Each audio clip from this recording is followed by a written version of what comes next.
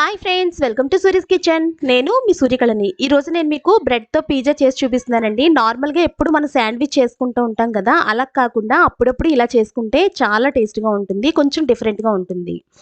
ముందుగా ఒక బ్రెడ్ ముక్క తీసుకొని ఏదైనా సరే గుండ్రంగా ఉన్నదాన్ని అమ్మి పెట్టుకుని గుండ్ర షేప్ వచ్చేలాగా బ్రెడ్ని కట్ చేసుకోండి. ఒకవేళ మీకు గుండ్రంగా అవసరం లేదంటే స్క్వేర్గా ఉన్న బ్రెడ్తో అయినా కూడా చేసుకోవచ్చు. ఇలా చుట్టూ ఉన్న బ్రౌన్ కలర్ అంతా తీసేసుకుని ఈ బ్రెడ్ ముక్కల్ని ఒక దగ్గర పెట్టుకోండి. కొంచెం పిజ్జా సాస్ వేసుకోవాలండి. పిజ్జా సాసు ఒక్కొక్క దాంట్లో ఒక్కొక్క స్పూన్ వేసుకుంటే సరిపోతుంది. మొత్తం కూడా ఈవెన్గా స్ప్రెడ్ అయ్యేలాగా పిజ్జా సాస్ని రాసేసుకోవాలి.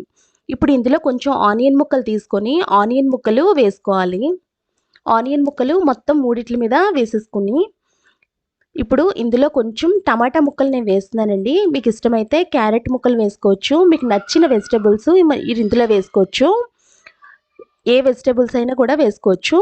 కొంచెం క్యాప్సికమ్ కూడా వేసుకుని స్వీట్ కార్న్స్ కొంచెం వేసుకుంటున్నానండి. స్వీట్ కార్న్స్ వేసుకోవడం బ్రెడ్ ఇందులోనే కాదు, మనం బ్రెడ్తో శాండ్విచ్ చేసుకున్న స్వీట్ కార్న్స్ వేసుకుంటే చాలా మంచి టేస్ట్ వస్తుంది. నేను 2 రకాల చీజులు తీసుకున్నానండి. నార్మల్ చీజ్ ఒకటి తీసుకున్నాను, ఒకటి మొజరెల్లా చీజ్ తీసుకున్నాను. నార్మల్ చీజ్ని నేను స్క్వేర్గా ఉన్న బ్రెడ్ మీద వేస్తున్నానండి. నార్మల్ చీజ్ కంటే మొజరెల్లా చీజు చాలా బాగా ఉంటుంది, మనకి కొంచెం సాగుతున్నట్టు వస్తుంది అన్నమాట మొజరెల్లా చీజు. చీజ్ మరీ తక్కువగా కాకుండా ఒక 2-3 టీ స్పూన్స్ వేసుకుంటేనే బాగుంటుందండి. చీజ్ మరీ తక్కువగా ఉన్నట్లయితే అంత టేస్ట్గా ఉండదు.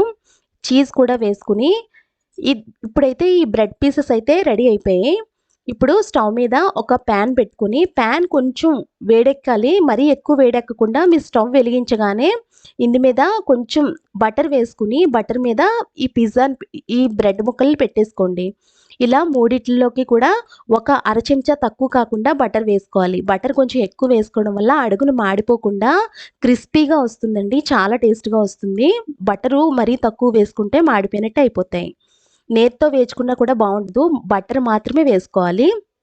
ఇప్పుడు మూడిట్ల మీద కొంచెం సాల్ట్ ఈవెన్గా కొంచెం స్ప్రెడ్ చేసుకోండి. ఇప్పుడు కొంచెం చిల్లీ ఫ్లేక్స్ తీసుకుని చిల్లీ ఫ్లేక్స్ కూడా మూడిట్ల మీద వేసేసుకుందాం. ఇందులో కొంచెం నేను బ్లాక్ పెప్పర్ పౌడర్ వేసుకుంటున్నానండి. మీ దగ్గర ఉన్నట్లయితే కొంచెం ఒరిగనో వేసుకున్నా కూడా చాలా టేస్ట్గా ఉంటుందండి.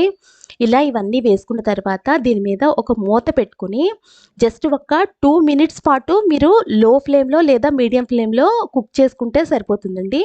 ఎక్కువసేపు ఉంచారంటే బ్రెడ్ అడుగునంతా మాడిపోయినట్టు అవుతుంది. అందువల్ల మనం కొంచెం బటర్ వేసుకున్నాం కదా, బటరు కొంచెం ఎక్కువ వేసుకోవడం వల్ల కొంచెం ఒక 1 మినిట్ ఎక్కువ ఉన్నా కూడా పాడైపోకుండా ఉంటుందన్నమాట. అంతేనండి, ఎంతో ఈజీ అండ్ టేస్టీగా ఉండే బ్రెడ్ పిజ్జా అయితే రెడీ అయిపోయింది. పిల్లలకి మనం నార్మల్గా ఎప్పుడు ఒకేలా కాకుండా ఇలా చేసి స్కూల్కి ఇచ్చినా కూడా వాళ్ళు చాలా ఇంట్రెస్ట్గా తింటారండి. ఇది చల్లగా అయిపోయిన తర్వాత కంటే వేడివేడిగా తింటే చాలా టేస్ట్గా ఉంటుంది. మీకు కనుక నేను చేసిన ఈ బ్రెడ్ రెసిపీ నచ్చినట్లయితే నా ఛానల్ సబ్స్క్రైబ్ చేసుకుని పక్కనే ఉన్న బెల్ ఐకాన్ క్లిక్ చేసినట్లయితే నేను పెట్టిన ప్రతి వీడియో కూడా మీకు నోటిఫికేషన్ కింద వస్తుంది. Thanks for watching.